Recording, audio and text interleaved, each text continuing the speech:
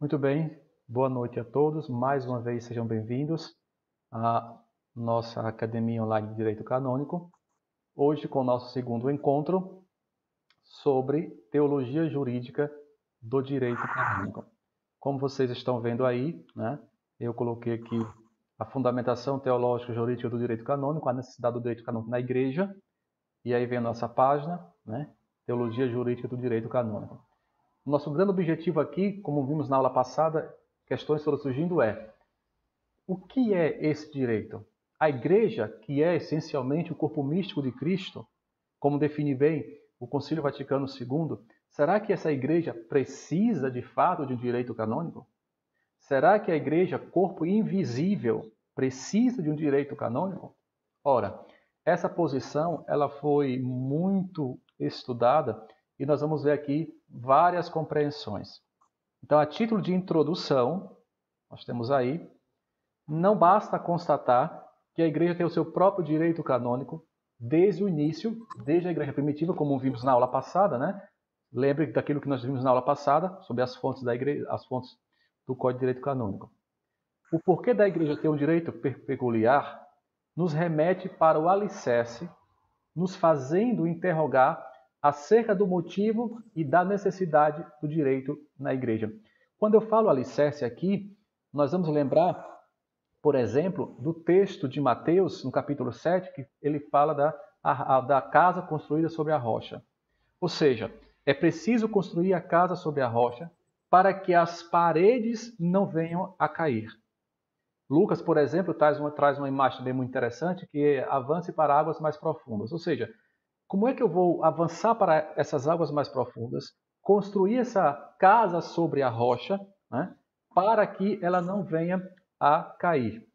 E aqui tem um autor que ele traz aqui uma comparação que eu achei interessante. Ele diz: a casa ela é mais do que um monte de pedra. Ou seja, uma casa que é construída sobre a rocha, ela é uma quantidade organicamente disposta que vem servir, né, para um objetivo, e essa quantidade de pedras que está organicamente disposta, ela vem justamente, ela vai cumprir um desenho, isto é, uma planta. Por isso que quando alguém fazer uma casa, se faz uma planta, se faz toda uma organização. Assim também, por exemplo, é quando nós vemos o povo de Deus. O povo de Deus na igreja não é uma massa, qualquer uma massa, né, jogada, abandonada, que deve seguir cegamente uma autoridade na hierarquia. Não. O povo de Deus na igreja, esse povo está subordinado, evidentemente, mas é um povo que vive uma subordinação a partir de uma comunhão e não a partir de uma massa. E é por isso que, se nós temos aqui uma comunhão, é uma subordinação a partir de uma comunhão, não uma subordinação a partir de sub-uno, a partir de um. Porque isso aqui é muito interessante. Quando a gente fala de subordinação, a expressão subordinar, ela dá essa intenção de sub-uno, quer dizer, está sob o poder de um. Não é o sentido aqui da igreja. A igreja não é vista como um conjunto de pessoas que estão totalmente subordinadas a uma pessoa. Não. A igreja é um conjunto de fiéis, de batizados, de pessoas, que vive sim uma subordinação, não a partir de um, mas a partir de uma comunhão. Inclusive com esse um, que é a autoridade maior, faz parte dessa comunhão. É por isso que essa comunhão de pessoas é uma comunhão organicamente estruturada. E é a partir disso que nós temos que estudar e ver já de imediato a necessidade de se entender o direito canônico na igreja.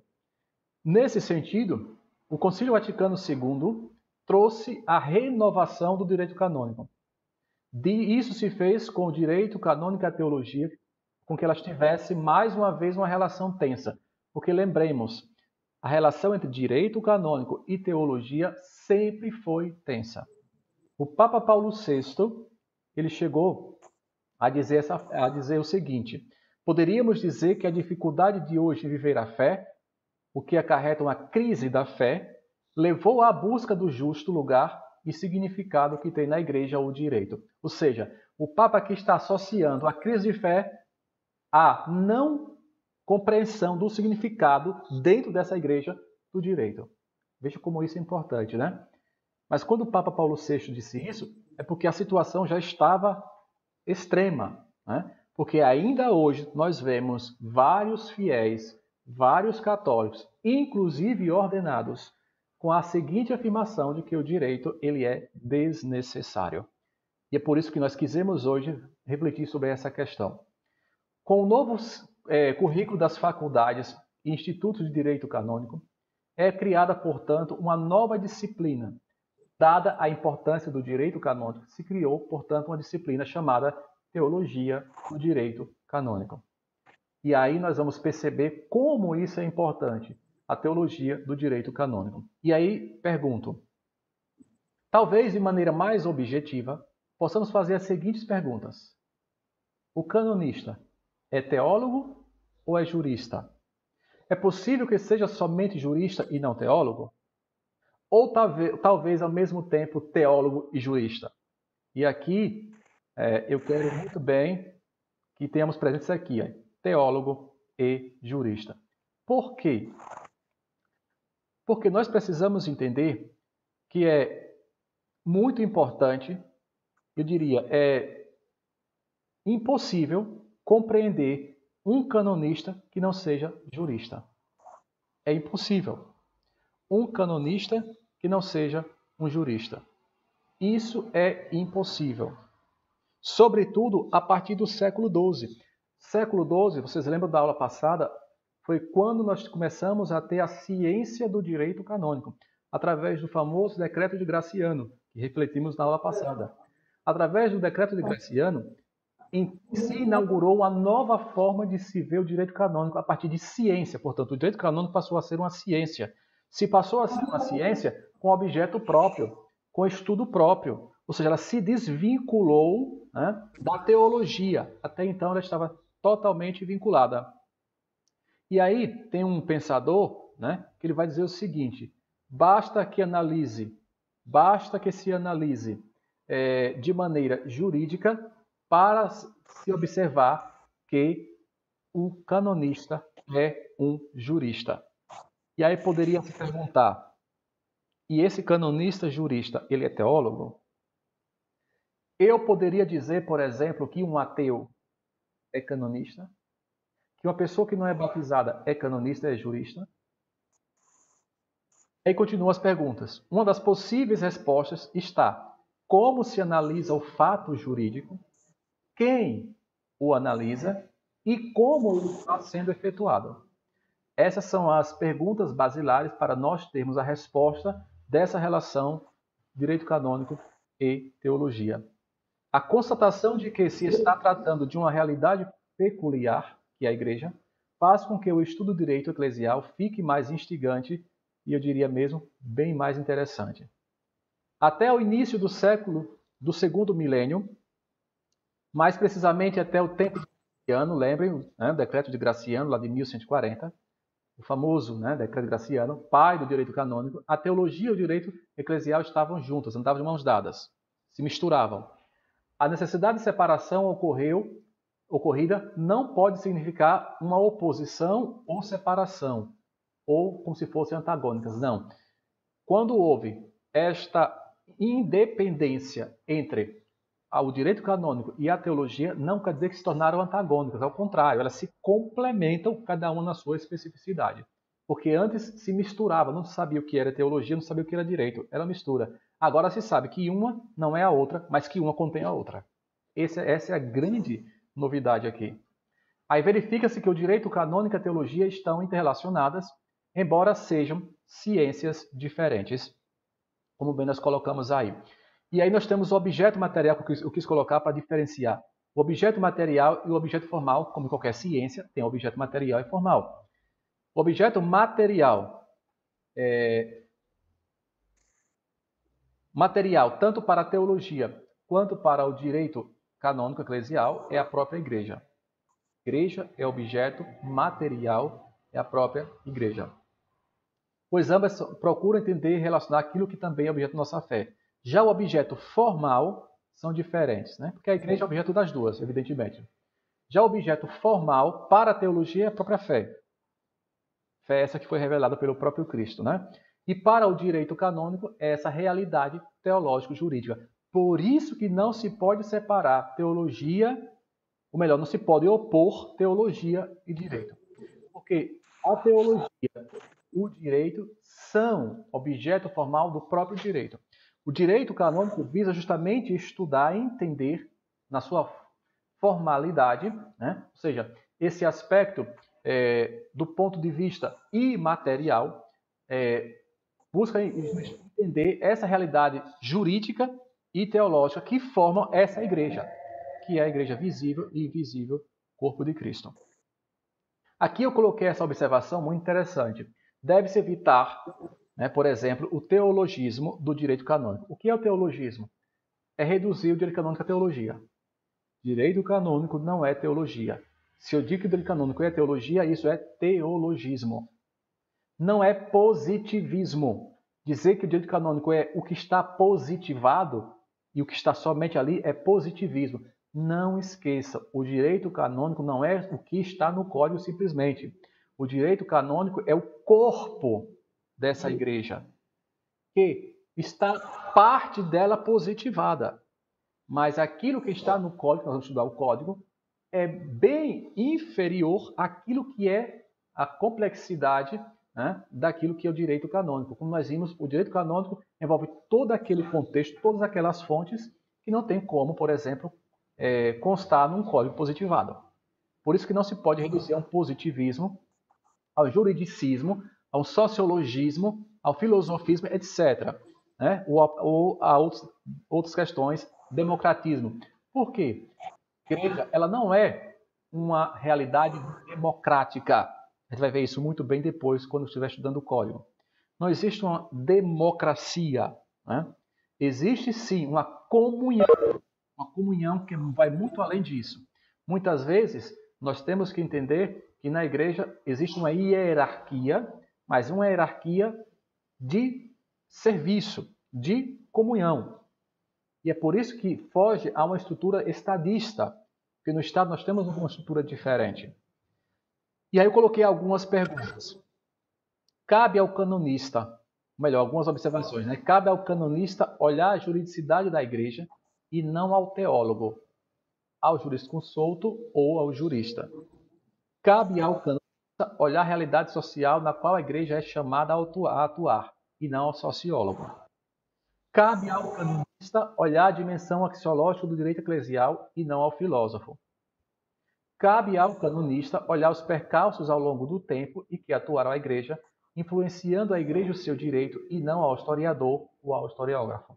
Ou seja, aqui nós temos basicamente em poucos pontos aquela que é o canonista, do jurista, isto é, aquele que constantemente busca estudar essa realidade de igreja, como tendo como objeto formal o aspecto teológico e o aspecto jurídico. Essa introdução, aí nós vemos o ponto 1. O ponto 1 é o estudo do direito canônico. Por que eu quis colocar esse ponto? Dada a complexidade, a tensão que ao longo dos milênios se desenvolveu essa relação teologia e direito, nós vamos ver aqui, por exemplo, algumas cartas, alguns documentos papais, em que foram buscar dar respostas, né, para essa tensão. Por isso que eu coloquei assim, os atuais códigos do direito canônico latino e o das igrejas orientais, e aqui eu faço uma observação, nós temos na igreja oriental um código à parte. A igreja oriental é em comunhão com a igreja católica. Né? Nós temos nas igrejas orientais católicas, nós temos, por exemplo, um código à parte. Aqui o nosso código de direito canônico é chamado de código latino. Lá se chama Código das Igrejas Orientais, que é um código mais recente do que o nosso, porque o Código das Igrejas Orientais é de 90, o nosso é de 83. Mas o conteúdo, os assuntos desse código, comparando, são bem similares. Mas só para você saber que existem dois códigos. A Igreja Oriental, né, em comunhão com Roma, segue o Código das Igrejas Orientais. Nós, latinos, seguimos o Código da Igreja Latina, que é o Código Canônico Latino. Ok? Então, foram concebidos, esses dois códigos, eles foram concebidos e gerados no mesmo útero conciliar. Qual foi o concílio? Vaticano II. Então, não podemos esquecer isso, falamos tanto na aula passada, que os dois códigos são frutos do Concílio Vaticano II, como foi o desejo do Papa João XXIII. O Concílio Vaticano II vai chamar a atenção para o estudo das ciências teológicas, principalmente, aí eu coloquei em dois momentos, né? As disciplinas filosóficas e teológicas que devem ser melhores articuladas entre si, porque uma está na base, né, prepara para a outra, mas, sobretudo, o direito canônico, né, na exposição do direito canônico e do ensino da história eclesiástica, deve-se igualmente atentar-se para o mistério da Igreja, segundo a Constituição Dogmática de Eclésia, promulgada por este sínodo. Ou seja, nós vemos aqui mais uma vez essa relação entre a Igreja, a teologia e o direito. Não pode haver separação, melhor, essa oposição, né? Separação aqui entende como distintas, não como antagônicas. Com o Código 17, promulgado por Bento XV, como vimos na aula passada, buscou-se entender que o estudo do direito canônico constitui-se basicamente em compreender o que estava disposto. Veja o que foi o Código 17. Para o Código 17, o direito canônico era o direito positivado. Nós tínhamos ali uma espécie de positivismo do direito, com sua respectiva exegese. Tanto é que vários doutrinadores fizeram vários comentários, várias exegeses do código anterior, porque era um código muito positivista. Era a lei pela lei, era o que estava positivado ali. Por isso que o Vaticano II abre um novo capítulo. Né? Abre esse novo capítulo. E aí eu coloquei, por exemplo, já mesmo antes do Concílio Vaticano II, isso é importante, antes do Concílio Vaticano II, a repulsa a tudo que se referia ao direito na Igreja era grande. Por exemplo, nos processos anteriores, né, na preparação para o Concílio Vaticano II, portanto, naquela preparação foi enviado aos bispos, etc., a todas as dioceses, uma espécie de pesquisa. A resposta a essa pesquisa, veja como isso foi interessante. A resposta a essa pesquisa, vários críticos, por exemplo, criticaram o texto canônico. Ou seja, 85% das críticas foi em relação ao direito canônico. Somente 15% foi questões doutrinais. Isso mostra que a preocupação no Vaticano II era de ter um direito que não é aquele do Código 17. E 85% das críticas, né, em preparação ao Concílio Vaticano II foram relativas ao direito canônico, aquele positivado, certo? Por isso eu coloquei essa observação aí. Por isso, nos mais de 100 anos de codificação, diversas modificações ocorreram com o ensino do direito canônico, sobretudo através de cartas. Então, por tudo isso, buscou-se sempre dar uma resposta à questão canônica na relação com a teologia. E aí eu coloquei algumas cartas, obviamente não coloquei o conteúdo, porque aí compete a vocês buscarem e ler, mas coloquei as cartas e alguma coisa pinceladamente. Por exemplo, a Carta da Sagrada Congregação de Seminários e de Estudos Universitários, que tratava do ensino do direito canônico, de 31 de outubro de 1918. Veja, um ano após o Código 17. Nesta carta, propunha-se basicamente no estudo do direito canônico, ou melhor, do estudo do Código de Direito Canônico. Por que do Código? Porque era o que estava positivado, como acabamos de dizer. Não se estudava o direito canônico, se estudava o Código de Direito Canônico. Esse é o perigo de muita gente hoje. Por isso que não se pode estudar o Código de Direito Canônico sem estudar o direito canônico, para não cair numa espécie de positivismo, como foi com o Código 17. E aí se focalizava, como eu disse, sempre na exegese. A resposta era, o que é que diz o Código? O que é que diz o Código? Ora, nem tudo, olhando para o Código atual, nem tudo está no Código. Não tem como o Código conter tudo. É impossível. Mas essa carta, justamente, é uma expressão do Código 17. A Constituição Apostólica de Pio XI, né, Siaro Dominus, de 31, reformou os estudos eclesiásticos. em 58 artigos. E aí, depois vocês podem até pegar tudo isso que encontra na internet e lerem pelo menos alguma coisa, né? Da Educação Católica, Seminários e Estudos Universitários, de 1931, introduziu a história do direito canônico. Olha aqui o passo que foi dado. 1900, o Código 17, 18 tivemos aquele texto, agora em 31 nós temos a primeira carta que vai introduzir como obrigação o estudo do direito canônico, a história do direito canônico. Somente aquilo que nós já vimos na aula passada, né? São as fontes, o instituto e a ciência, como vimos na aula passada, as fontes, institutos e ciência. Depois nós tivemos a Carta da Congregação da Educação Católica para os seminários e institutos de estudos, né? Sobre doutrina dos candidatos e ao sacerdócio, é de 1975. Nesta carta, busca-se uma reflexão e a norma para o ensino do direito canônico nos institutos eclesiásticos que vem ao encontro, quer dos problemas jurídicos atuais, quer das linhas conciliares. Você começa a perceber aqui já uma maior abertura. Ou seja, a sair de um positivismo. Estamos em 75. 75, nós já estamos pós-concílio. Então veja, agora a dimensão é como unir problemas jurídicos com as linhas do concílio. Veja que é totalmente diferente das cartas anteriores. E aí eu botei alguns aspectos. Aborda a função e o munus do direito canônico na igreja, e aí parte de uma visão cristocêntrica. A igreja é a continuação da obra da encarnação e do mistério pascal. Entre os elementos coessenciais à igreja e o primeiro lugar está nitidamente a analogia da graça e uma comunhão da divina. Segundo ponto, a necessidade do estudo do direito canônico, que também consta, ocorre dispor de canonistas competentes no ensino teológico, nas estruturas organizativas da Cúria Diocesana. Veja, a importância, né? Nós temos que ter canonistas na estrutura do ensino teológico. Olha aqui a importância. Se fosse anteriormente, se buscava o teólogo, no sentido mais puro da palavra, e não o canonista. Mas agora se introduz o canonista no ensino da teologia, dentro do ensino da Cúria Romana, porque a Cúria, nós vimos, ela é formada por dicastérios.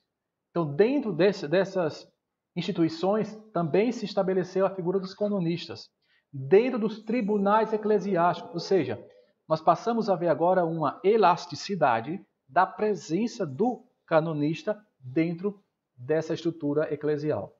Depois nós tivemos a Constituição Apostólica de João Paulo II, de 79, e essa Constituição ela vai estar dividida em duas partes e vai tratar justamente do estudo nas universidades e nas faculdades católicas do direito canônico, e eu coloquei só para vocês saberem que existe. Tem também a Carta da Congregação da Educação Católica para seminários e institutos sobre a vida, sobre os estudos, 79 também. E uma das mais importantes e mais recentes é esse decreto da Congregação da Educação Católica para seminários e institutos de estudos de 2002. Esse documento, ele traz o nascimento de duas novas disciplinas. Isso é muito importante. Duas novas disciplinas nascem a partir desta carta: a teologia do direito e a introdução ao estudo do Código Oriental. Ainda não tínhamos isso. Esse documento institui, faz nascer, havia já a discussão, mas não como sistematizada. Então, nasce de forma sistemática a teologia do direito e a introdução ao estudo do Código Oriental, que nós já vimos que é o Código de 90 das igrejas orientais.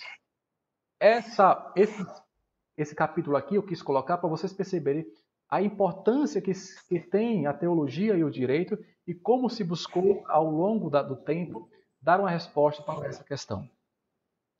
Aí surge uma outra situação, que é o capítulo 3, que é a relação entre o direito canônico e as outras ciências. Aqui eu não vou me estender muito, mas apenas alguns elementos aqui. Entende-se que ao longo da história há uma íntima ligação entre o direito canônico e a teologia, e isso não poderia ser diferente. Todavia, as diferenças entre ambas são grandes. A teologia se ocupa das verdades da fé como objeto a ser credo, como vimos lá, né? Objeto da fé. Enquanto que o direito canônico se preocupa com as regras para agir. Exatamente. O direito não vai tratar de questões espirituais. O direito não vai dizer se a graça, por exemplo, se ela aconteceu ou não aconteceu. O direito não vai dizer o que é graça santificante. O direito não vai dizer nada disso, porque o direito vai tratar do agir humano, da relação entre as pessoas. Porque o direito trata daquilo que é visível, não daquilo que é invisível. Daquilo que é invisível, trata a teologia, uma dimensão da fé, daquilo que foi revelado.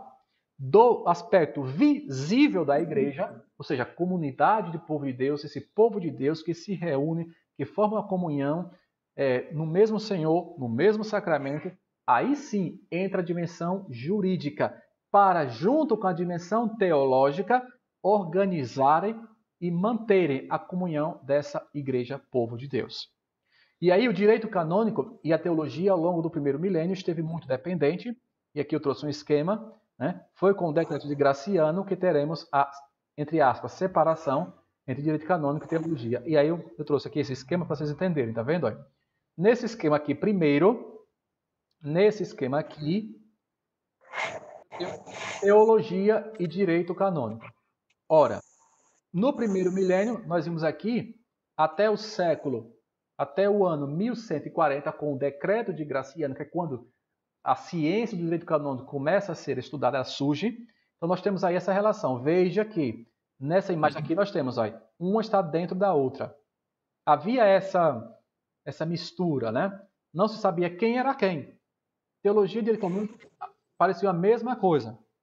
No segundo milênio, com o decreto de Graciano, nós temos esta separação aqui, só que uma separação que não são antagônicas, elas se complementam, elas se somam e juntas mantêm a comunhão.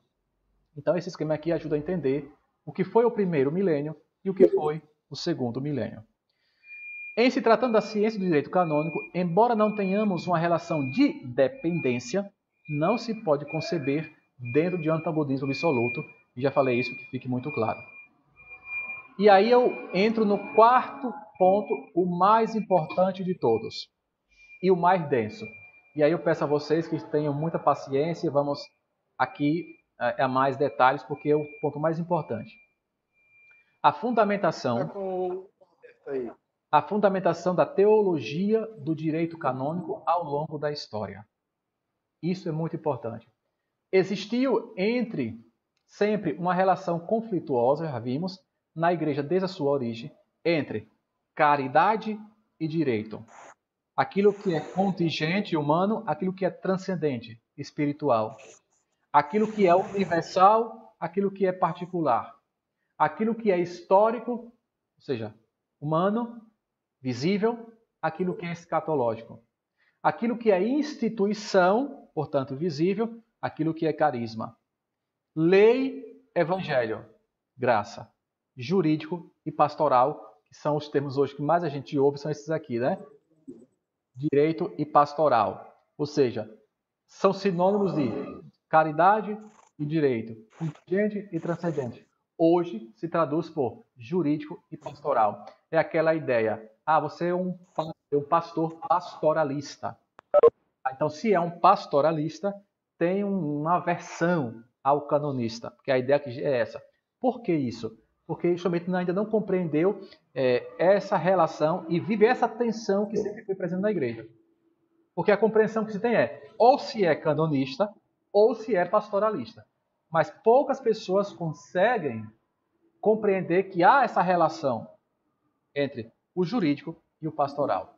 E aí eu trouxe esse texto aqui do Vaticano II, da Lumen Gentium, que justamente traz esses dois termos, realidade visível e invisível. Diz a Lumen Gentium: Cristo, mediador único, constitui e sustenta indefectivelmente sobre a terra como organismo visível, atenção ao termo visível, a sua Igreja Santa. A Igreja é um organismo visível. É uma comunidade de fé, de esperança e de caridade. e por meio dela comunica a todos a verdade e a graça. Contudo, diz a Lumen Gentium, sociedade dotada de órgãos hierárquicos e corpo místico de Cristo. Olha aqui a dimensão invisível. A igreja é um corpo místico de Cristo. É uma assembleia visível e comunidade espiritual. Portanto, temos as duas realidades. É uma realidade visível, porque é uma comunidade de fé, é uma comunidade dotada de órgãos hierárquicos, é essa sociedade, mas também é uma comunidade espiritual. Igreja terrestre e igreja já na posse dos bens celestes. Não devem considerar-se como duas realidades. E isso é muito importante aqui. Isso aqui não deve jamais considerar como se fossem duas realidades, mas constitui uma única e complexa, em que se fundam dois elementos, o humano e o divino. Perfeita essa citação da Lumen Gentium 8a. Aqui diz claramente o que é a igreja. O que é a igreja? É isso aqui. A igreja é essa realidade, esse organismo visível, mas também essa comunidade invisível, isto é, espiritual. E essas duas realidades constituem, essas duas realidades, visível e invisível, constituem uma única realidade. Por que é complexa? Porque são dois em um. Porque não são duas realidades que se separam. São dois elementos de uma única realidade que se somam, que é o humano e o divino. E quando se soma o humano, o visível, com o divino, o invisível, forma uma única realidade chamada igreja. E aí eu começo a perguntar, aí logo abaixo, o direito na igreja, portanto, é necessário? Certamente até aqui você já tem agora uma resposta. E até aqueles que responderam as perguntas, aquela pergunta lá que eu deixei lá na sala de aula, já está imaginando que poderia, por exemplo, melhorar aquela questão lá que colocou, né? Então, o direito na igreja é necessário? Que lugar ele ocupa nessa igreja? É essencial que a igreja tenha leis e outras normas, ou isso é secundário e facilmente substituível? Aparecem respostas muito diversas a estas perguntas em distintos momentos da vida da igreja. Diversas, por que elas são diversas? E aí nós vamos entender porque sempre houve uma atenção, sempre houve questões, né? Diversas porque são noções distintas da compreensão de igreja e da compreensão de direito. Portanto, a depender da compreensão que eu tenho de direito e da compreensão que eu tenho de igreja, a resposta vai ser distinta para várias pessoas. Eu trouxe aqui, por exemplo, uma observação de Tertuliano. Tertuliano, por exemplo, ele dizia que havia uma ecclesia spiritualis, uma igreja espiritual, e uma outra era a igreja episcopal, né? Eclésia episcopal, a igreja dos bispos. Então, essa dimensão de separação, uma é a igreja espiritual, invisível. Outra é a separação, é a igreja espiritual, visível. Ou seja, essa concepção de igreja visível, como se fossem antagônicas, isso muitas pessoas buscaram afirmar essa ideia. Foram várias pessoas.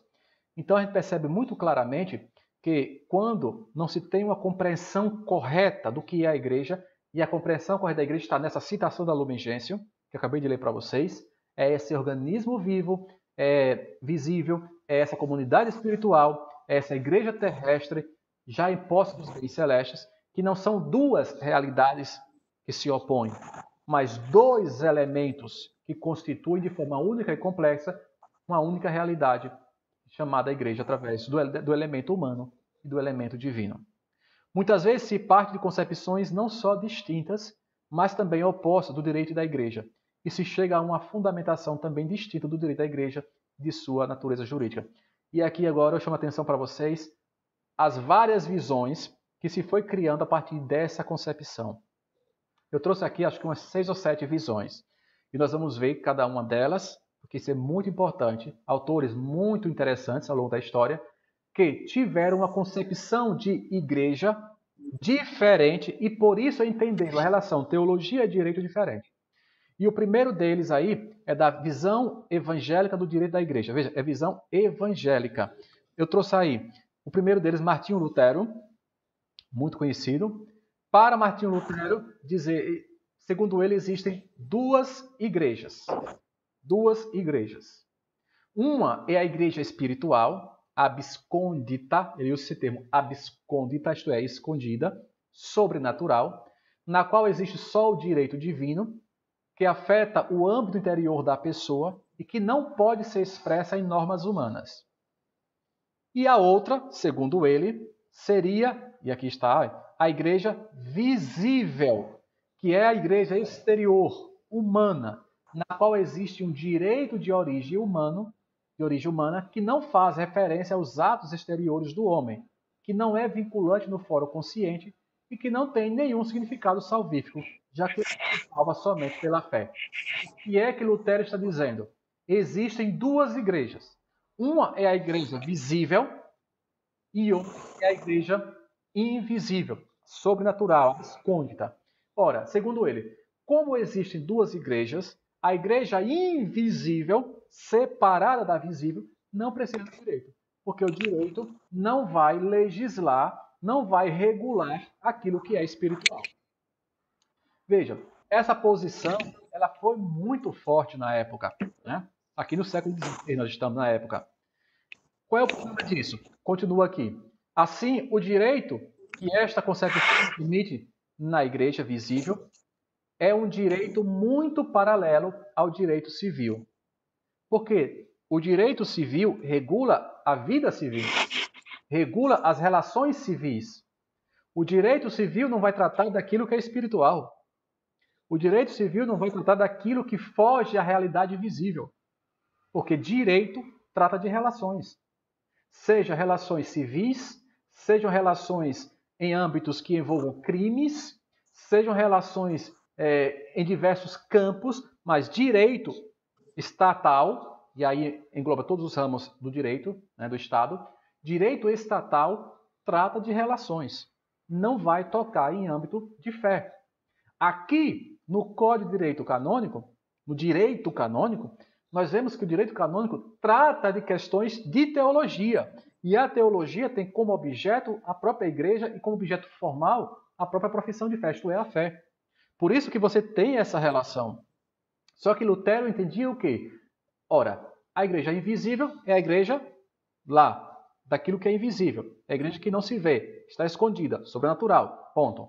A igreja que a gente vê, as pessoas, tudo isso, essa igreja, segundo ele, é uma igreja humana.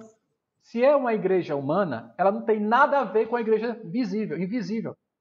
Então, por que priorizar, por que entender a necessidade de um direito que não toca aquilo que é invisível, só toca aquilo que é visível? E o que é visível não é importante para o invisível. Essa era a compreensão de Lutero. Aí continua. O direito, exagerando esta posição, é quase um mal necessário na igreja visível.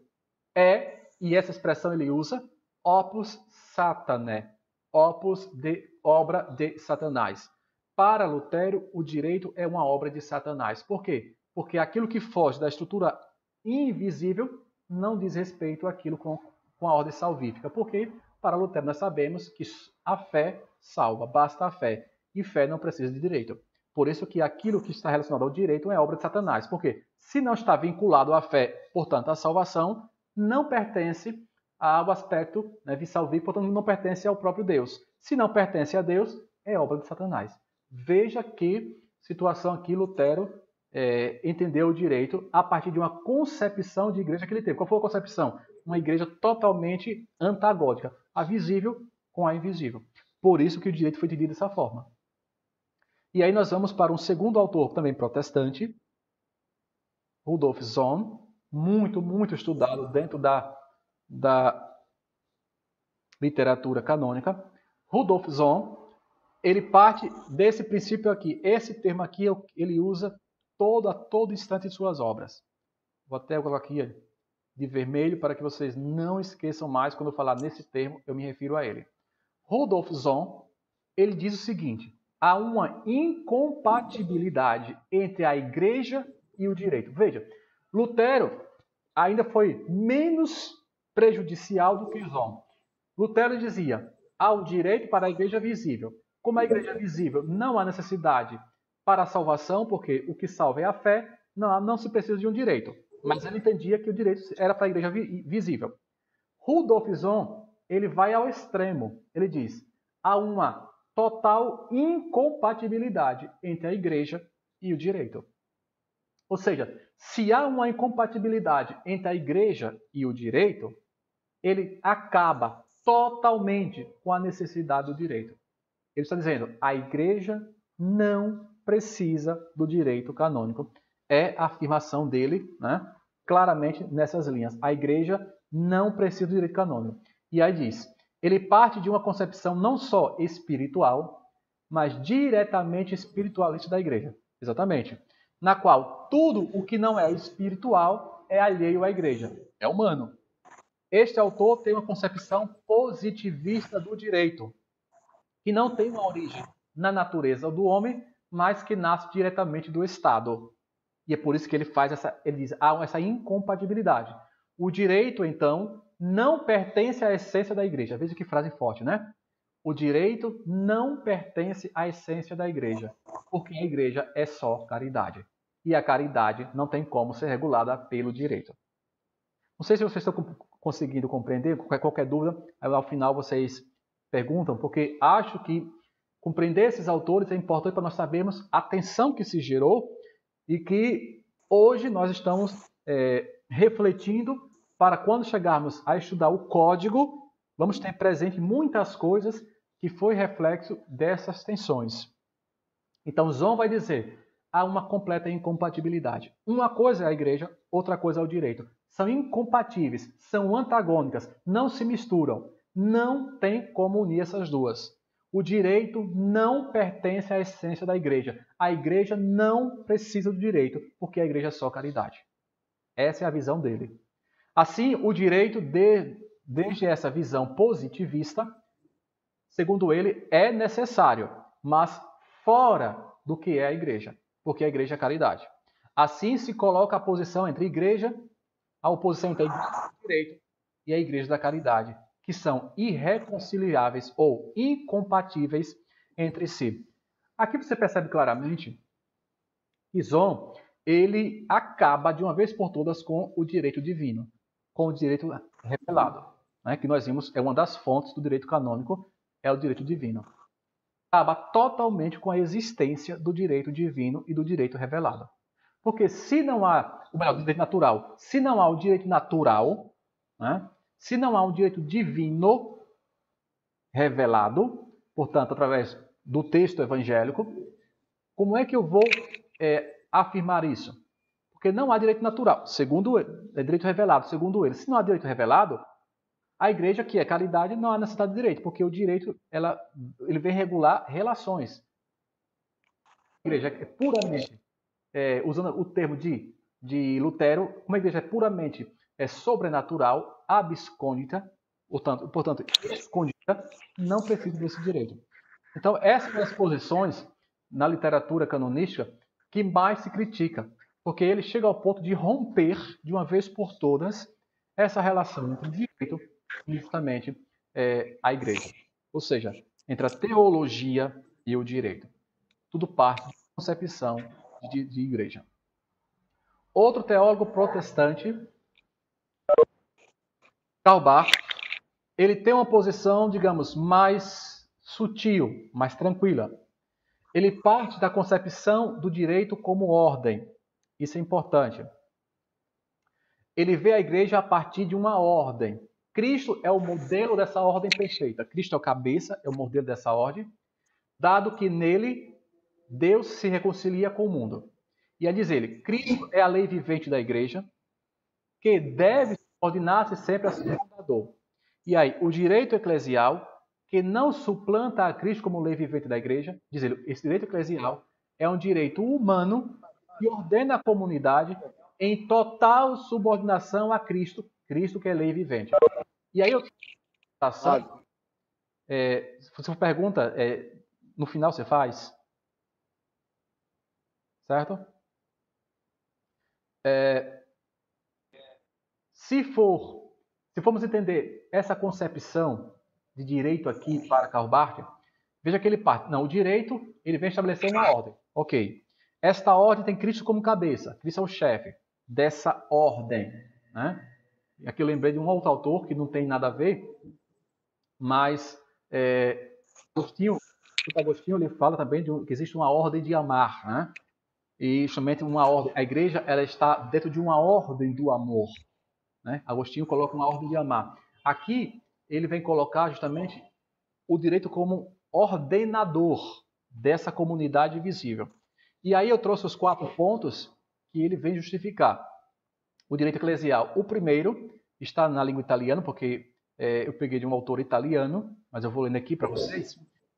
A primeira afirmação é, o direito, né, segundo ele, é um direito de serviço. Portanto, na comunidade cristã, é impossível a separação entre o direito e deveres, entre honras, né? Entre honras e também obrigações e deveres. Vamos dizer assim. O que eu estou dizendo aqui? O direito é para o serviço. Porque o direito estabelece uma ordem. E se é para eu tenho direitos e tenho deveres. Esse direito que é um serviço, segundo ele, parte de um direito litúrgico. E aqui já faço uma observação. O direito litúrgico nós não vamos encontrar no código. Nós vamos encontrar no direito canônico, e tudo isso aqui, inclusive o direito litúrgico, é direito canônico. Mas não está positivado no código. Né?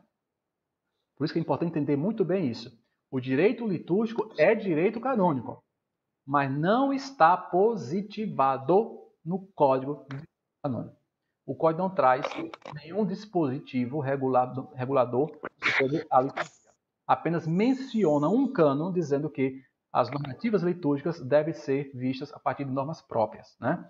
E aí você vai ao missal, você vê ali normativas e tantos documentos da Igreja, inclusive do Vaticano II, que trazem normativas da liturgia, que compõe esse corpo, né, jurídico da Igreja, mas não está positivado ali no Código de Direito Canônico.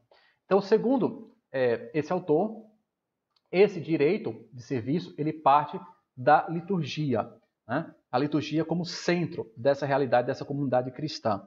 E aí ele diz, é um direito, aqui, é um direito vivente. Por que é um direito vivente? Porque Cristo é o corpo vivente da igreja. A igreja tem como corpo vivo o próprio Cristo. Se a igreja tem como corpo vivo o próprio Cristo, portanto, esse direito é um direito vivente. É um direito vivente. E aí ele tem essa citação aqui, eu coloquei, o direito eclesial é somente humano, não divino. Deve simplesmente respeitar o princípio fundamental, né, dessa ação da igreja a Cristo, como a autoridade na base ao qual ordena a própria comunidade. Ou seja, é um direito que é somente humano, portanto não é direito divino, e que deve respeitar o princípio basilar, né, de que a igreja se ordena a Cristo, que é a autoridade que vem ordenar como corpo vivente, como cabeça da igreja, que vem ordenar a comunidade. E por isso que é um direito exemplar, né, e deve ser seguido. Mas esse direito, ele é humano, não é divino. Então veja aqui, nós já vimos 3 autores protestantes e os 3 afirmam, né, de forma mais sutil ou mais exagerada, né, o direito canônico e a igreja são realidades que não se misturam, porque o direito é meramente humano e direito não tem relação com o divino, certo? Na visão católica, que é o segundo ponto aqui, nós temos um dos grandes autores, São Roberto Bellarmino. Roberto Bellarmino, teólogo e canonista, ele, a partir do direito público-privado, que é uma escola que vai surgir no século XVIII, São Roberto Bellarmino, ele vê uma concepção histórica, né, do direito. Vamos ver aqui. Ele entende que a igreja é uma sociedade de homens unidos pelo vínculo de uma mesma fé e da comunhão nos mesmos sacramentos, sob o governo dos legítimos pastores, especialmente o único vicário de Cristo na terra. Isso, o Papa quer dizer uma sociedade perfeita. Essa afirmação ela é muito constante nos escritos. Para Roberto Bellarmino, a Igreja é uma sociedade perfeita. E analisando assim, nós podemos dizer, de fato, ele tem razão, é uma sociedade perfeita. Né? Mas vamos ver, ele parte desse pressuposto que temos o mesmo Senhor, uma mesma fé, no mesmo sacramento. Justifica. Alguém está com o microfone ligado. Por gentileza, desliga que me atrapalha aqui. Justifica a existência da Igreja como sociedade perfeita. Significa também justificar o seu direito. E aí vem aquela famosa afirmação que a gente vê em todos os livros de direito, inclusive civis, né? Ubi societas ibi ius, onde há sociedade, há também necessidade de um direito. O que é que está dizendo aqui? Que a Igreja é uma sociedade. E o direito ele tem meramente um aspecto histórico. Isto é, nós vemos, segundo ele aqui, o direito é para regular esta sociedade que é perfeita. E essa sociedade perfeita, que é formada por pessoas de uma mesma relação, acho que saiu aqui, não foi? Deixa eu ver aqui. Alguém mexeu aí.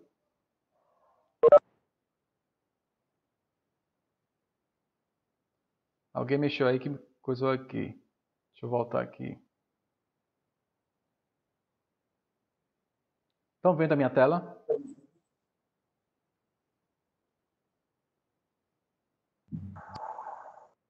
Vocês estão vendo a minha tela? Um resumo.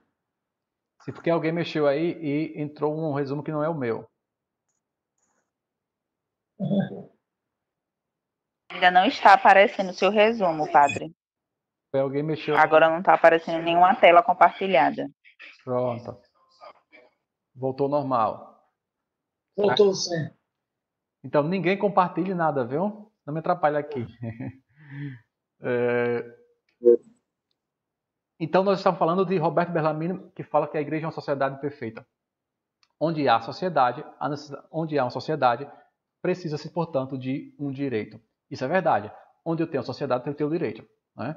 Lembre-se que nós, desde o início, sempre tivemos necessidade de um direito, porque sociedade, relação, tem que haver um direito para organizar essa sociedade, né, visivelmente estruturada. Mas este direito, fundamentado da mesma maneira que o direito do Estado, tem suas mesmas características e não é o que corresponde adequadamente a uma sociedade com as características especiais da Igreja, que é, por sua vez, natural e sobrenatural. Veja, é um católico dizendo isso. Né? São Roberto Bellarmino diz, a Igreja é uma sociedade perfeita, e é por ser tão perfeita, aqui nas entrelinhas ele quer dizer isso, é por ser tão perfeita que o direito não é necessário.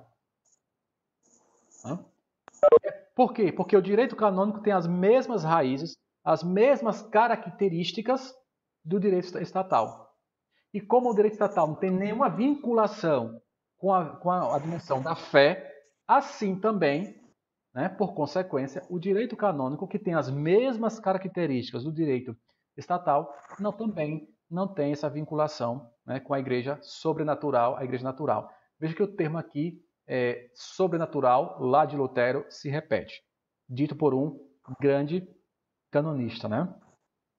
No século XX, já próximo de nós, o grande teólogo Karl Rahner, embora nunca tenha tratado do tema diretamente, ele coloca a escatologia como elemento constitutivo do caráter jurídico da igreja.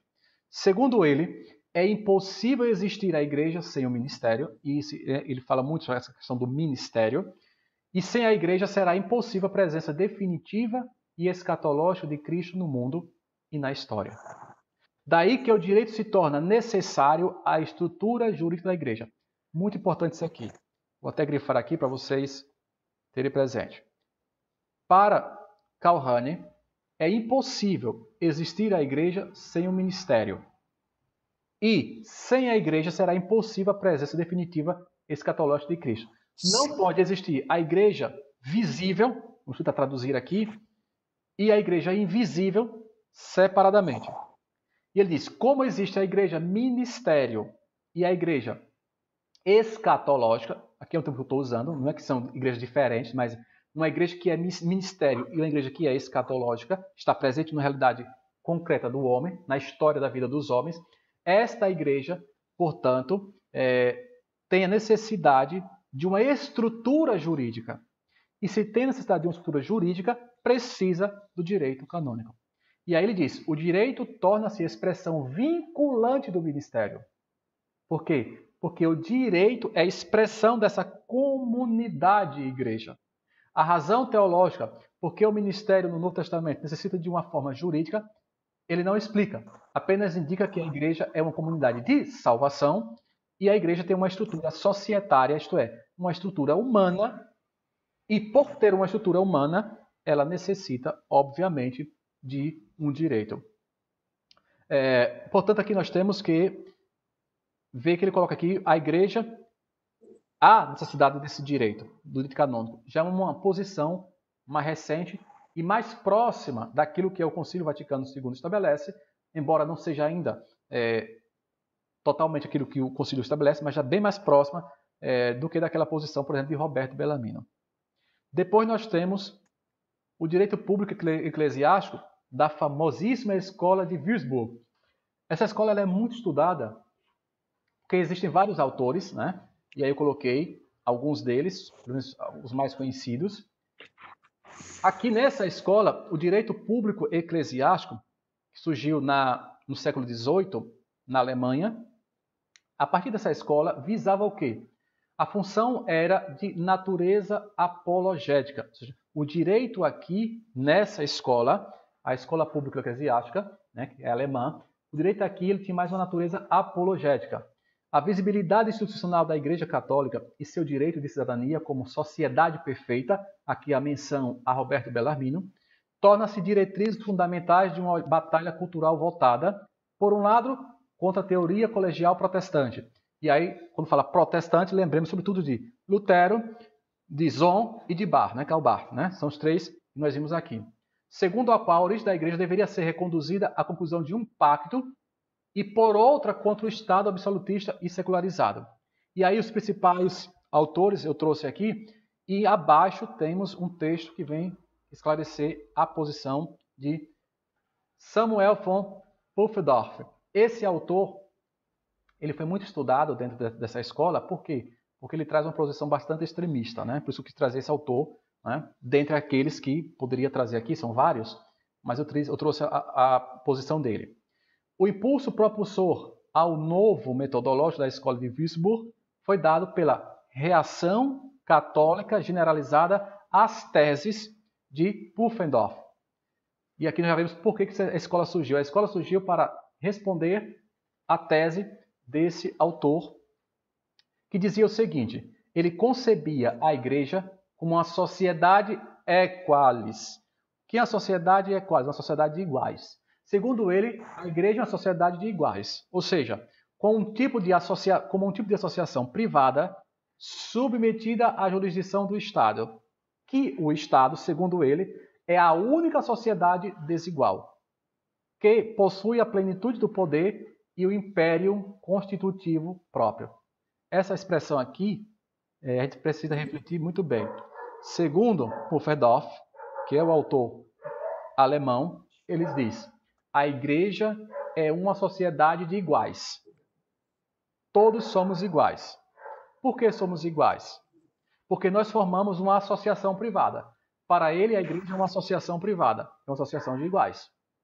Aí você já pergunta, a igreja é uma associação?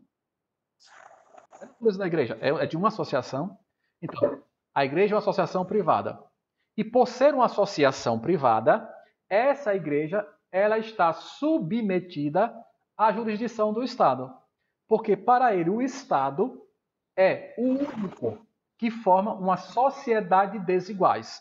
O Estado não é uma associação privada de iguais. O Estado é uma associação de desiguais. E por ser uma associação, e por ser uma sociedade de desiguais, A relação aqui estatal é uma relação de incompatibilidade, porque o Estado tem um pleno poder, tem um império constitutivo. Nós diríamos hoje, quando se estuda o direito administrativo, um dos atributos do Estado é o que se chama de executoriedade. O Estado tem esse poder, né? Por isso que o Estado determina que faça a coisa, ele não vai consultar o cidadão, posso fazer isso? Não. O Estado vai e faz. Por que ele faz? Porque ele tem o império do poder. Então, a igreja seria uma mera associação subordinada a esse império poder do Estado que diz, faça, tem que fazer. Então, a igreja seria apenas uma mínima expressão que tinha que cumprir aquilo que o Estado determinasse. Essa era a posição de Pufendorf. Por isso que a escola que nós estamos vendo agora, essa escola, ela trouxe claramente a posição de dizer, não, né? Não é assim. E essa escola, né, de Würzburg, ela é muito importante porque ela vai trazer o que é que devemos entender a partir dessa concepção, né, desse alemão. E aí mais à frente vocês vão ver. A resposta da escola de Würzburg consistia em ver que a igreja é uma res pública sacra. Isso é a igreja. Segundo a escola de Würzburg, a igreja não é uma associação de iguais. A igreja não é uma sociedade de iguais. A igreja não é uma associação privada. A igreja não está submetida ao império, né? Ao poder imperial do Estado.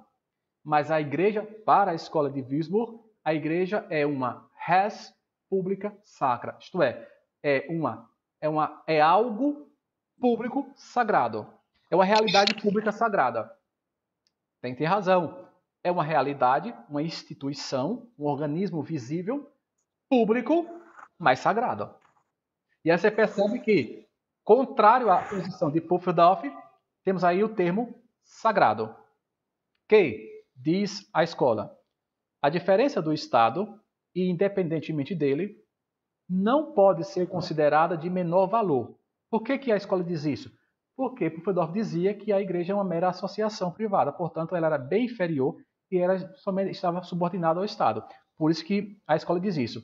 Não deve ser considerada de menor valor, como uma sociedade arbitrária qualquer, como se fosse uma sociedade arbitrária, que se fundamenta num contrato livremente estabelecido por seus membros, né? Lembrando aqui, por exemplo, os contratualistas do século XVIII, a exemplo de Rousseau, por exemplo.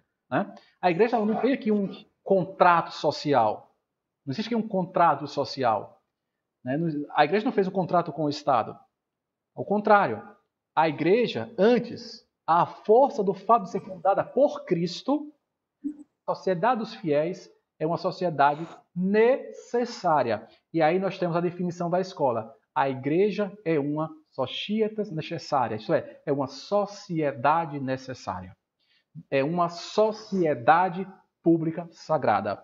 A igreja não é uma associação privada submetida ao império do Estado, que diz faça e tem que fazer, né, sem dizer nada, porque essa é a visão de Samuel.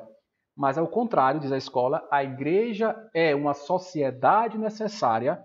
Por quê? Porque ela foi fundada pelo Cristo, que é a força dessa igreja. E essa igreja fundada por Cristo é formada por fiéis. Por isso que o direito é necessário. Como tal, mesmo sem um território próprio, dispõe de todos os poderes necessários à realização do seu fim. E qual é o fim dessa igreja? A salvação eterna de seus membros. Isso aqui é muito importante. A finalidade da igreja é a salvação eterna dos seus membros. O que hoje nós vamos chamar, vamos, por exemplo, estudar o último cânon do Código de Direito Canônico, que é o 1752. Nós vamos ver claramente ali naquele cânon que a lei maior na igreja hoje é justamente a salvação das almas. A lei maior que nós temos na igreja não é nenhuma outra senão a salvação das almas. Essa na igreja é a lei maior. Por isso que o direito canônico, ele busca manter essa organização visível para que a comunhão seja mantida em função de uma salvação das almas. O direito canônico não visa diretamente a salvação das almas. Por quê? Porque não é objeto que ele atinge. O direito não atinge a salvação. O direito atinge a relação dessas pessoas e essas pessoas, essa comunidade de fiéis, vivendo essa relação, como determina o direito, contribui para a comunhão. E ao contribuir para a comunhão, consequentemente, temos aí a salvação eterna de seus membros. Veja como é importante entendermos isso. Depois, temos uma outra escola, a Escola Laica Italiana, Dogmático-Jurídica. Essa escola, ela se preocupou em situar o direito canônico dentro das disciplinas e metodologias da ciência jurídica em geral, a partir do direito nascente, do direito pátrio. Coloca-se, em primeiro lugar, e aí eu frisei aqui, a necessidade de entender a realidade do direito canônico enquanto um direito eclesiástico, faculdades estatais de jurisprudência, como também entender a partir da doutrina positivista que domina nessas faculdades. Nós temos aqui uma concepção de direito muito acadêmica. É um direito que deve ser implementado nas escolas, ensinado nas escolas, por isso que é um direito eclesiástico. E aí diz a escola laica, assim, a igreja tem um ordenamento jurídico primário para chegar ao seu fim, que é o bem comum da igreja. Para esses autores, o direito visa o bem comum da igreja, bono comune ecclesiae, o bem comum da igreja. E aí tem os principais autores, dentre eles, sempre eu trago um, para a gente ver a posição, tem o Vincenzo del Giudice, que é italiano, e ele diz, né, o ordenamento jurídico canônico seria constituído exclusivamente pelas normas que procedem formalmente do legislador eclesiástico humano. Veja só aqui, essa concepção é interessante. O que é o direito canônico para Vincenzo? É aquele direito que é constituído a partir daquilo que foi determinado pelo legislador. Aquilo que não for determinado pelo legislador não é direito canônico. Continua. As normas do direito divino, às quais o autor atribui um grande valor no plano religioso, não poderiam ser qualificadas como as normas jurídicas enquanto não forem recebidas formalmente no ordenamento canônico pela autoridade eclesiástica competente. O que ele coloca aqui é justamente uma espécie de canonização, de adequação, né, de recepção de um direito que vai ser positivado. O direito, segundo ele, tem que estar positivado. E aí nós vemos mais uma vez aquela situação que já falamos, né, no início. É um direito canonizado, isto é um direito que está positivado, estabelecido, né, em um código. A fundamentação do direito canônico, segundo ele, o direito divino só era qualificado como direito enquanto canonizado pela autoridade eclesiástica. Exato. Exato no entendimento dele, não que isso seja correto. O que é que ele diz?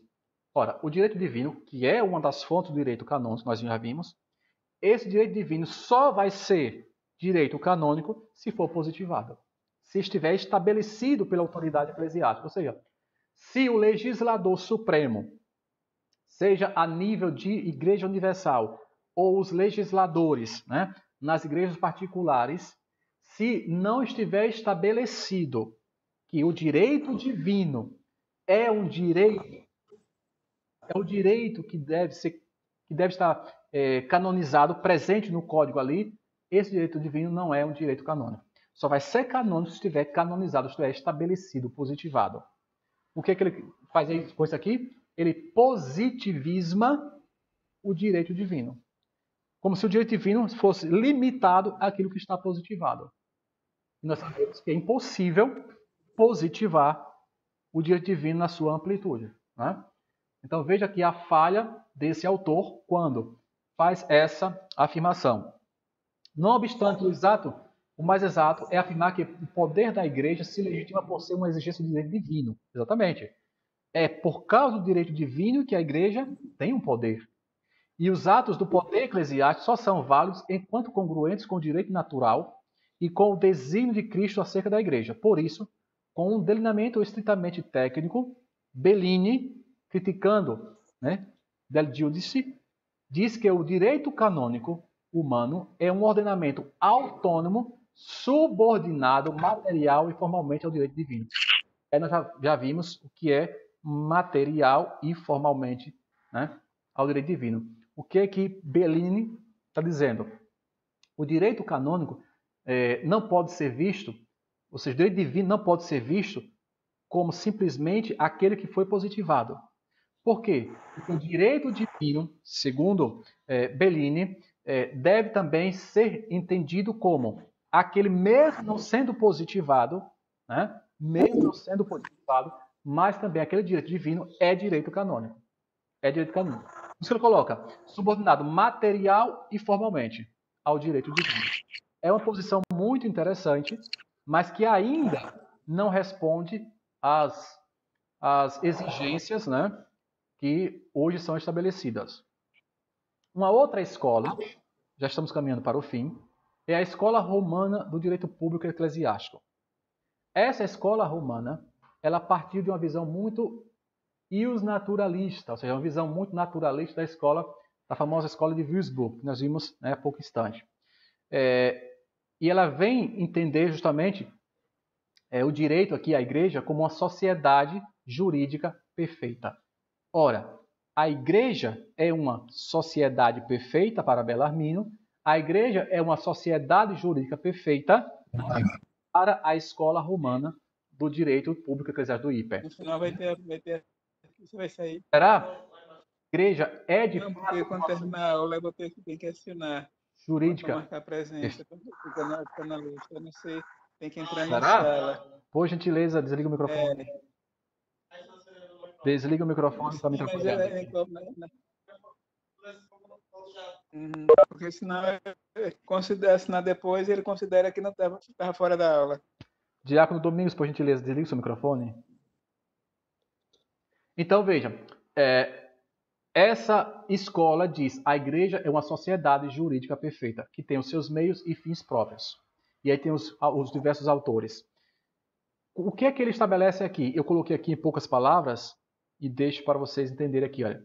Para esses autores, a igreja é reino de Deus, estrutura jurídica constitucional. O que é que ele quer dizer com isso? Que a igreja é o reino de Deus. Logo, como qualquer reino, a igreja necessita de um direito.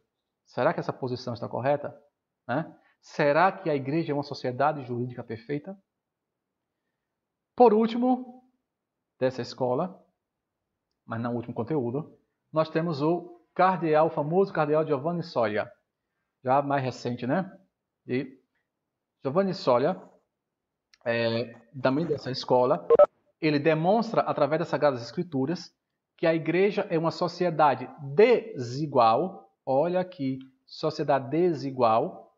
Agora você já entende a crítica que ele está fazendo, na qual o poder não foi dado a todos, mas a Pedro, isto é, aos apóstolos e seus sucessores.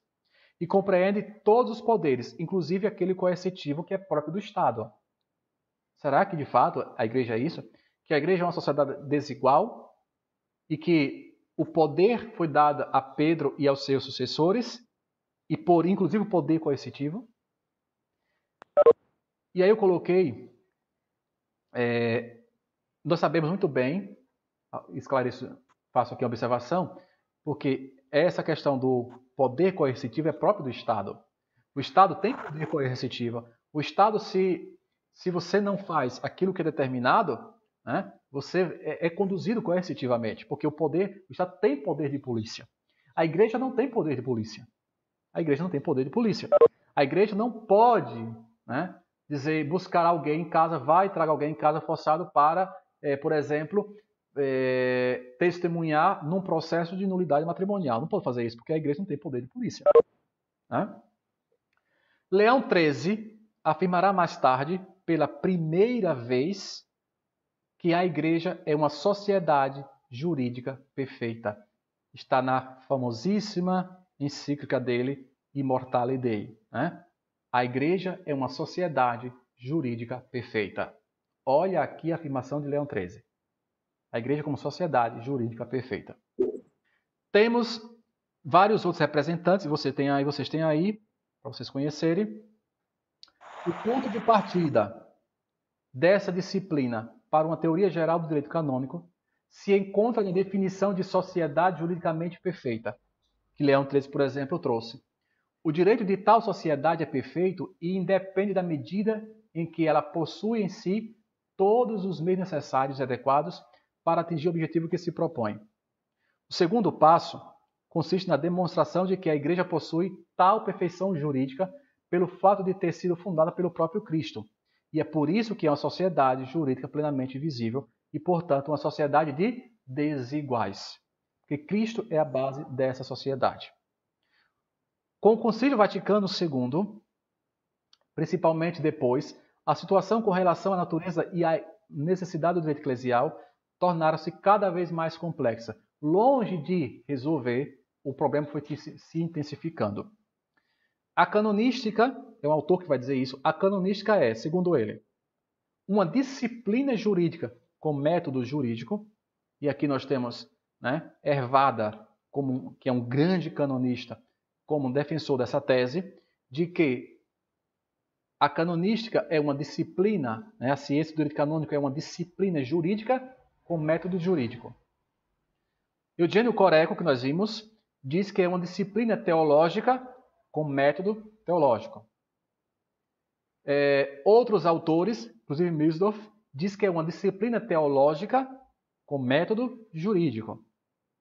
E outros autores vão dizer que é uma disciplina teológica e jurídica com método teológico e jurídico.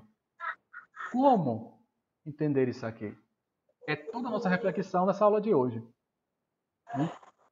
É uma disciplina jurídica com método jurídico, teológico com método teológico, disciplina teológica com método jurídico, ou disciplina teológica jurídica com método teológico jurídico. E vem a escola de Munique. E aí você tem um dos autores, que é Milsdorf, um alemão. E esse autor, Klaus Milsdorf, ele parte dessa relação entre palavra e sacramento. Eu coloquei isso aqui porque poucas pessoas sabem isso aqui, poucas pessoas sabem que Milsdorf é pai da teologia católica do direito canônico. Os autores sempre se referem a ele com essa nomenclatura. E ele parte desse binômio, palavra-sacramento. Diz ele, o direito canônico é o direito da Igreja e por isso é uma realidade eclesiológica. A frase está perfeita. O direito canônico é o direito da Igreja, por isso é eclesiológico. Ok. Além disso, reconhece que o direito canônico é o ordenamento do povo de Deus e por isso é sinal visível de uma realidade invisível fundada em Deus. Nós lembramos aqui de quem? Da Lumen Gentium, que eu li lá no início.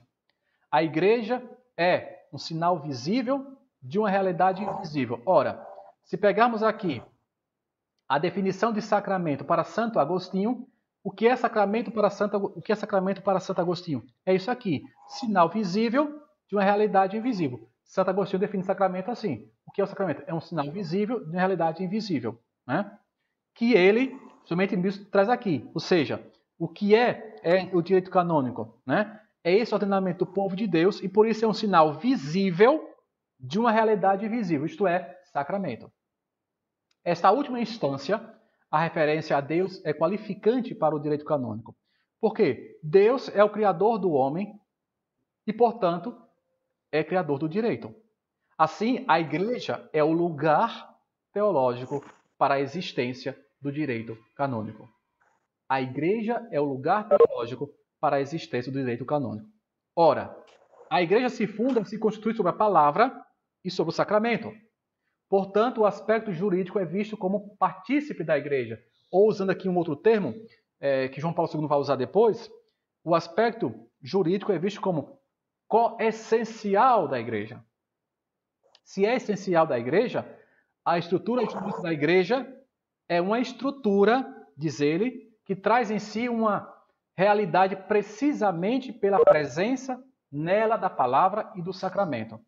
Também dotados de estrutura jurídica, porque palavra e sacramento dotados de estrutura jurídica. Por quê? Porque a Igreja é uma realidade essencialmente jurídica. A Igreja é o lugar teológico da existência do direito canônico. Do sacramento que se origina o poder de ordem. E nós vamos estudar isso no código quando estivermos estudando o livro 2, o livro 1 e o livro 2, né? O poder de ordem.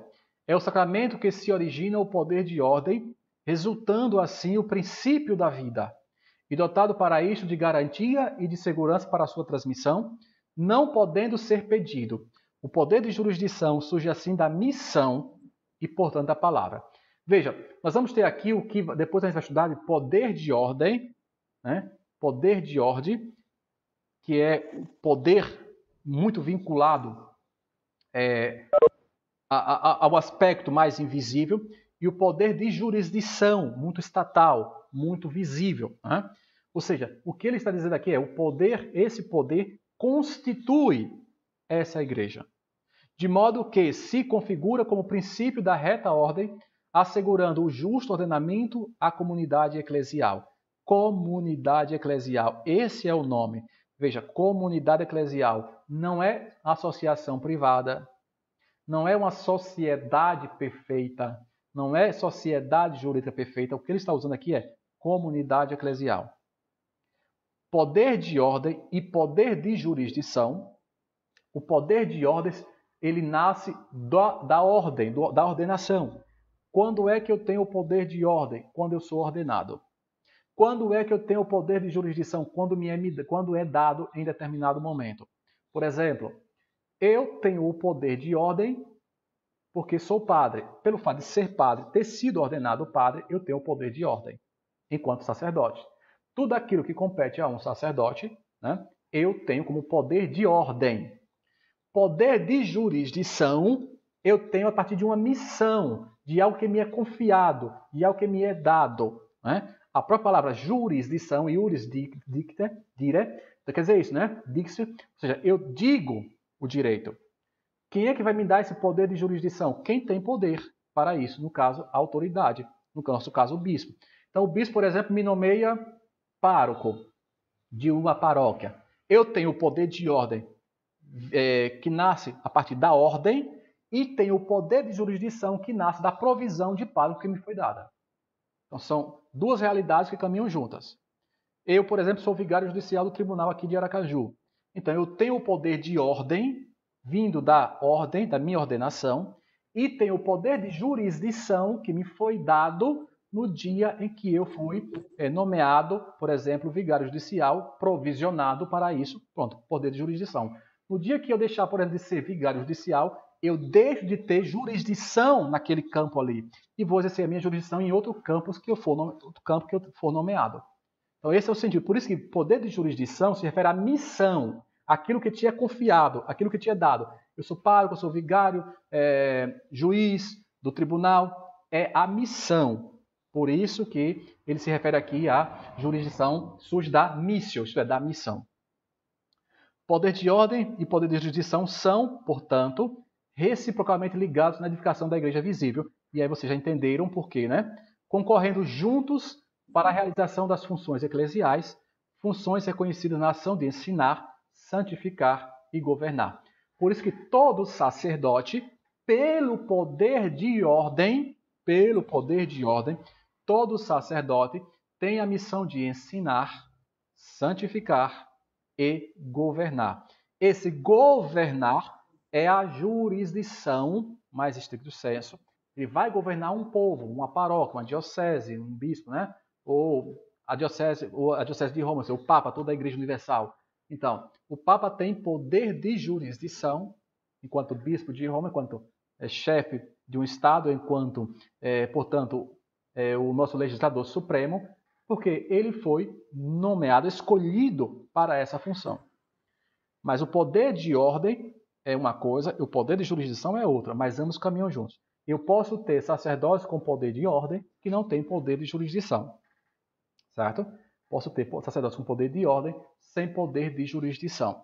Porque a jurisdição é algo que me é confiado. É uma missão que me é confiada, uma tarefa que me é confiada. Provisão, através de uma provisão. A provisão é o instrumento materializado desse poder de jurisdição conferido àquele que tem o poder de ordem. Ok? Por isso, o resultado de tudo isso é a configuração na igreja de um ordenamento que se apoia em bases profundamente teológicas, porque tanto o poder de ordem quanto o poder de jurisdição têm raízes teológicas. Por quê? Porque eu só posso, por exemplo, ser pároco, né, de uma paróquia, eu posso ser o vigário judicial e exercer as funções de vigário judicial porque eu sou padre, isto é, porque eu tenho o poder de ordem. Né? Eu só posso conferir os sacramentos porque eu tenho um poder de ordem. Se eu não tivesse um poder de ordem, eu não poderia conferir sacramentos, né? Pelo menos em via de regra, né? Com exceção daqueles casos que a própria lei estabelece. Mas eu só posso ter esse poder a partir da ordem. É a partir desta base que Mühldorf pôde entender a ciência canônica unicamente como uma disciplina teológica com método jurídico, que é a conclusão dele, né? Lembra que nós perguntamos? É uma disciplina teológica que tem método jurídico. Veja a importância aqui. Até o século XII, 1140, não se tratava do direito canônico como ciência. Nós não vamos encontrar essa questão do método antes do século XII, porque não existia a ciência do direito canônico. É a partir do século XII, com o decreto de Graciano, surge ali a ciência do direito canônico e, a partir daí, tudo aquilo que é próprio de uma ciência, inclusive o método próprio. Né? E aí essa discussão quanto ao método da ciência do direito canônico, que no caso aqui, ele diz, é uma disciplina teológica com método jurídico. Um outro autor, já estamos finalizando, Eugênio Coreco. Eugênio Coreco desenvolveu a sua reflexão junto à Universidade de Friburgo, na Suíça. Para esse autor, a canonística é uma disciplina teológica com método teológico. Veja que ele já muda aqui de Mühldorf. Para Mühldorf, a canonística é uma disciplina teológica com método jurídico. Para Coreco, é uma disciplina teológica com método teológico. Aí pergunta, há diferença? Claro que há. Uma coisa é utilizar o método jurídico, outra coisa é utilizar o método teológico. Né? Então, para quem já estudou teologia, vai entender muito bem o que é o método teológico, né? Que não é o mesmo método jurídico. Então, há uma diferença. Na medida em que se aprofunda a questão canônica à luz do Vaticano II, deixa claro que não se pode entender a lei canônica simplesmente como ordinatio rationis, ou seja, uma ordem da razão, como entendia Santo Tomás de Aquino. E eu lembro que na aula passada eu falei isso, né? Santo Tomás de Aquino entende o direito como uma espécie de ordenado para a razão, que nos ordena para uma finalidade. E tanto é que ele diz, se o direito não nos leva àquela finalidade, né, que foi desenhada, ordenada para nós, então é um direito que é corrupto. É um direito corrupto. E se é um direito corrupto, não deve ser cumprido. Esse é o entendimento de Tomás de Aquino. Né? Aí tem a citação da Suma Teológica. Então é um direito ordenado, ordena a razão para uma finalidade. Aí ele vai dizer aqui, Coreco, a lei canônica não se pode entender simplesmente como essa compreensão de Tomás de Aquino, né? Mas como uma ordinatio fidei, não só uma ordenação da razão, mas uma ordenação da fé, para a fé.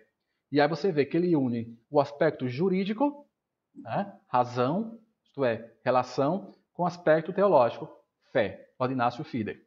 Tirando as consequências dos ensinamentos de Mühldorf, Coreco declara que a palavra, que é aquilo que Mühldorf usa, na igreja torna-se querigma e os sinais ou gestos, sacramentos, ou seja, palavra e gesto de Jesus Cristo. Assim, o caráter formativo do direito canônico não depende primariamente de seu destinatário humano, mas de fato de que por ele é o próprio Deus que fala e se revela, segundo o princípio clássico da teologia fundamental, locutio Dei attestans, ou seja, é a locução que Deus atesta, né? De Deus, atestada por Deus. Isto é, aquilo que Deus falou, revelou, deve ser observado. Né? Essa é a compreensão, é a palavra de Deus que deve ser observada e deve ser vivida. E nós vamos para a última escola, para finalizar o nosso dia de hoje, que é a escola de Lombardia Evada. Evada e Lombardia são dois grandes autores da canonística muito importantes. Várias obras desses autores que merece atenção e leitura de vocês, né? Essa escola tenta olhar o direito eclesial a partir da igreja, que tem uma dimensão social, como afirmou o Concílio Vaticano II, né, na Lumen Gentium, à luz do mistério da igreja. E assim entende a fundamentação da teologia do direito canônico usando a categoria eclesiológica do povo de Deus, né? A categoria do povo de Deus, que é o que abre o livro 2, que nós falamos na aula passada, né, do nosso Código de Direito Canônico. O direito canônico é, portanto, o princípio de ordenamento social que o fundador quis para a sua igreja. Um não é possível sem o outro, e vice-versa, pois entre o ordenamento jurídico e a igreja, como sociedade, subsiste uma relação de simultaneidade. Esse termo aqui é perfeito, né? Um não existe sem o outro. Quando eu falo de igreja, eu estou falando de direito, estou falando de uma realidade teológica e de uma realidade jurídica. Eu não posso entender a igreja como uma mera expressão teológica, não posso entender a igreja como simples expressão jurídica. A igreja deve ser vista como uma expressão teológico-jurídica, né? Digo mais especificamente ainda, a igreja deve ser vista como uma expressão eclesiológico-jurídica.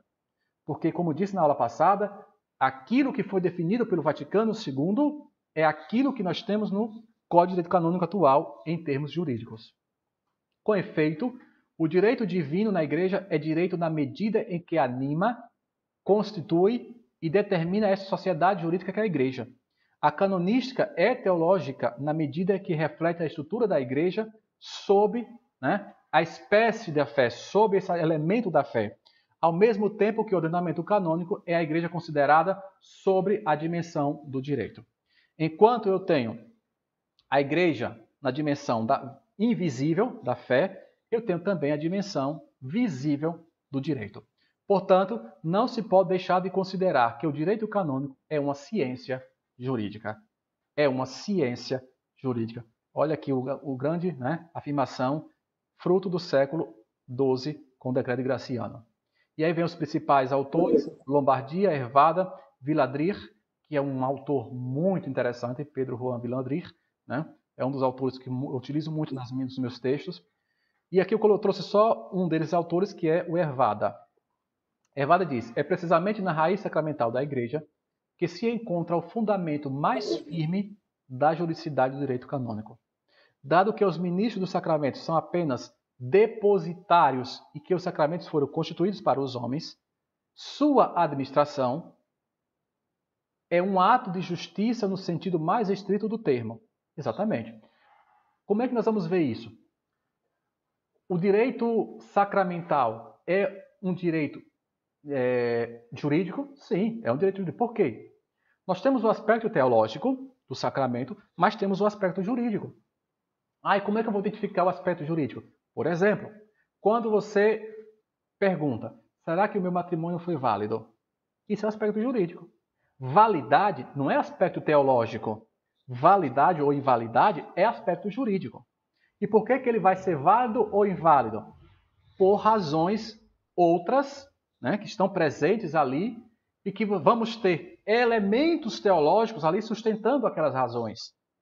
Que naquela comunhão chamada comunhão total de vida, que é o matrimônio, né, o consórcio totus vitae, a comunhão total de vida, como diz o cânon 1055 do Código. Então, essa comunhão de vida, que é o matrimônio, é uma realidade teológica e é uma realidade jurídica.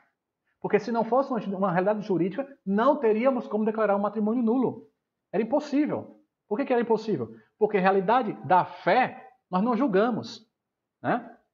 Ninguém vai julgar a fé, vai julgar o aspecto jurídico que tem uma relação com a fé, mas não a fé estricto sensu.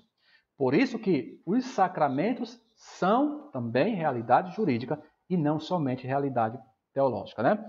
A questão da graça. Ninguém vai dizer se houve, qual foi a graça que aconteceu aqui, né? Essa graça santificante. Não vai se tratar a questão da graça do sacramento. Uma coisa, para vocês entenderem mais ainda, muita gente pergunta e confunde a questão do pecado.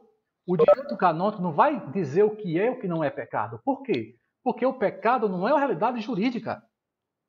O pecado é uma realidade teológica. Quando eu chego a definir isso é pecado, isso não é pecado, isso é uma realidade teológica. Você não vai ver no código fazer isso é pecado. Mas você vai ver no código fazer isso é crime, é delito. Aí sim, realidade jurídica. Ou seja, a minha ação pecaminosa, teologia, gera um efeito jurídico. E aí eu vou ser punido. Ou seja, o meu pecado, ele tem efeito jurídico, porque aqui eu tenho uma ação. E o direito age sobre a ação, atua sobre aquilo que é manifestado, sobre o ato manifestado. O direito não vai agir sobre aquilo que é invisível, sobre aquilo que não foi manifestado.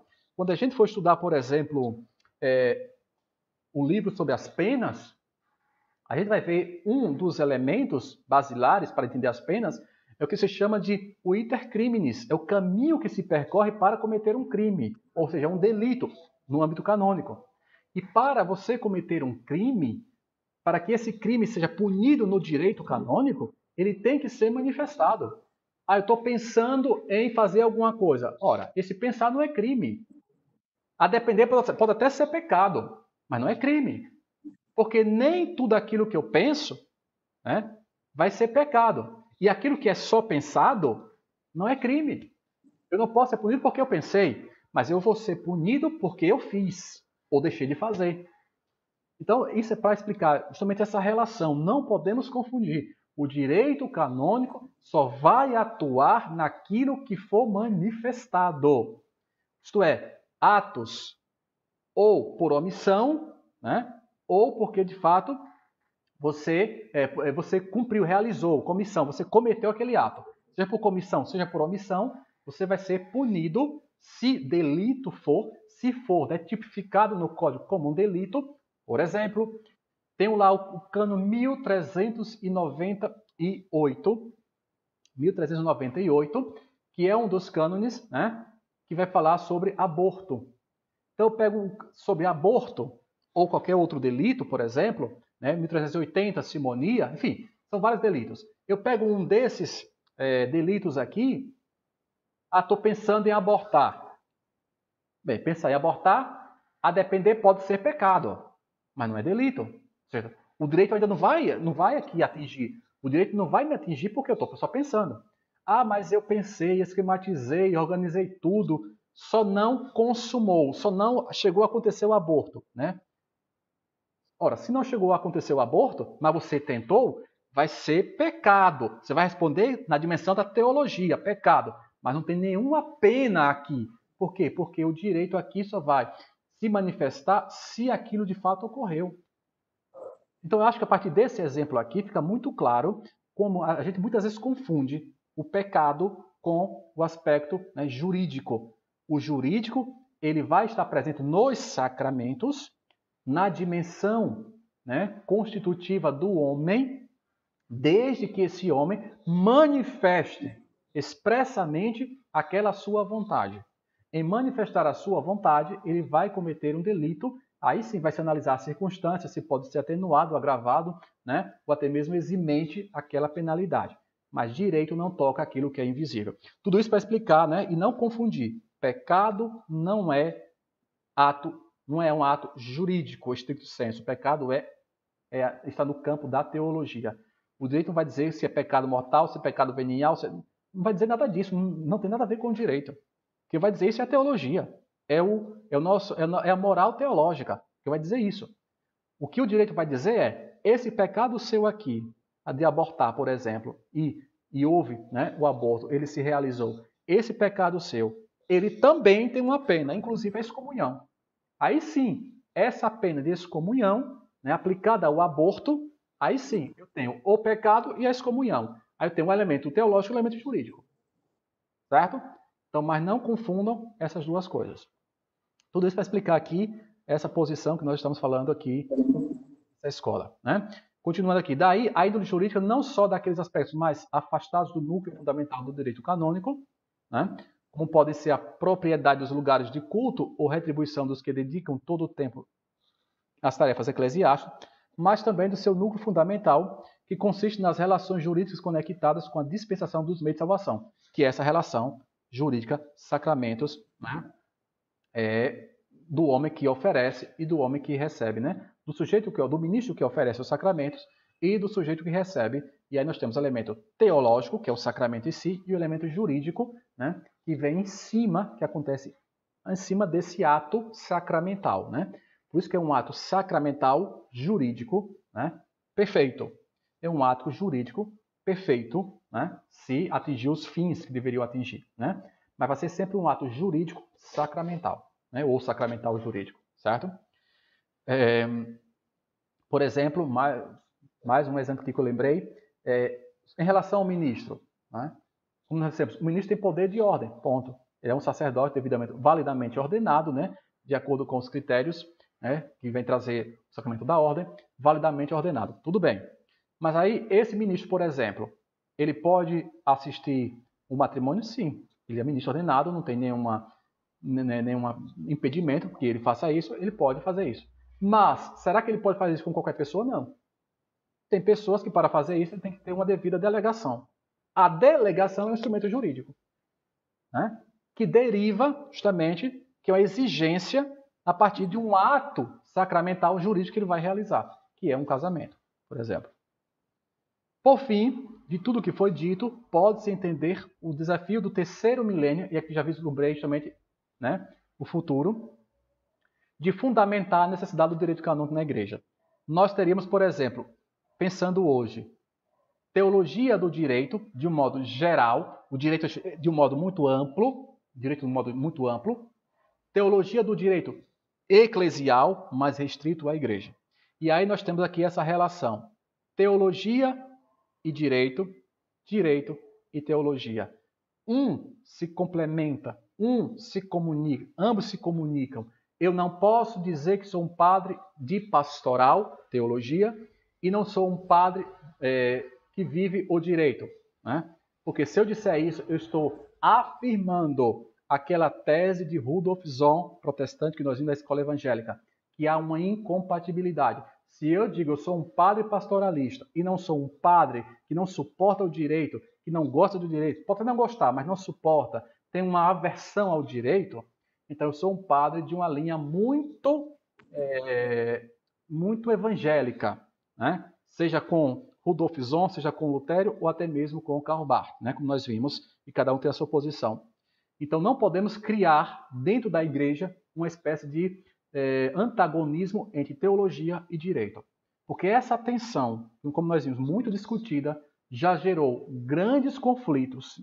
E hoje está bem claro nesse documento que nós vimos, na Lumen Gentium, do Vaticano II, como a igreja hoje entende que a igreja é essencialmente, coessencialmente, a igreja é teológica e a igreja é jurídica. Por quê? Porque a igreja ao tempo que ela é invisível, teologia, ela é também visível, direito. E esse corpo visível da igreja precisa de um direito. Eu vou concluir aqui com uma citação que eu encontrei de um autor, Starlino, que, ao meu ver, ele traz um resumo bem interessante. Ele diz assim, utilizando a mesma analogia da casa, lembra que eu comecei com vocês falando de uma casa, aí eu termino com a casa. Utilizando a mesma analogia da casa, Starlino diz o seguinte, o direito eclesial funciona como a planta da casa. Estão ali indicadas a pedra angular, as colunas fundamentais e também as partes não essenciais, como uma casa. As reformas são necessárias, pois a ação do tempo danifica o edifício. As restaurações são urgentes, visando o reencontro de originalidade perdida. Muitas vezes, a má interpretação da planta leva a construir cômodos inúteis, anexos supérfluos, ou que se tornam tais ao longo dos tempos, quebrando a beleza original da casa. Quantas vezes nós não quisemos fazer anexos supérfluos na nossa vida enquanto igreja? A planta é a representação gráfica do sonho do arquiteto ou do engenheiro. Numa fase determinada da construção, o direito na igreja serve de máquina de escavar. Linda essa expressão. O direito na igreja serve de máquina de escavar. Ajuda a aplainar e a perfurar a terra, tirar a areia até chegar na rocha, comparando os dados que colhe da realidade com a solidez da verdade, a rocha. O direito ajuda a escolher o material para a base. O direito é um instrumento para manter o equilíbrio, nível e prumo. O antigo povo romano defendia o direito como ius est art bons et equi, ou seja, a arte do bom e do equilíbrio, né, do igual. Na regra, o antigo sempre novo corre o risco de envelhecer ou pela postura rígida de um tradicionalismo fundamentalista ou pelo avanço leviano do aventurismo. E nós vimos hoje, nessa noite, tanto uma posição quanto outra nós tivemos ao longo da igreja. Seja uma posição aventurista, seja uma posição bastante fundamentalista. O direito, enquanto instrumento, não pode ser mais ostensivo que a casa. Algumas vezes, as antenas parabólicas de televisão apresentam-se mais resistentes às intempéries que o próprio barraco sobre que está em questão. Interessante isso, né? As parabólicas são mais resistentes que o próprio barraco que a pessoa mora. Há algo de errado. Por isso que, na metodologia jurídica, uma boa dose de descrição é fundamental, como as ligações subterrâneas.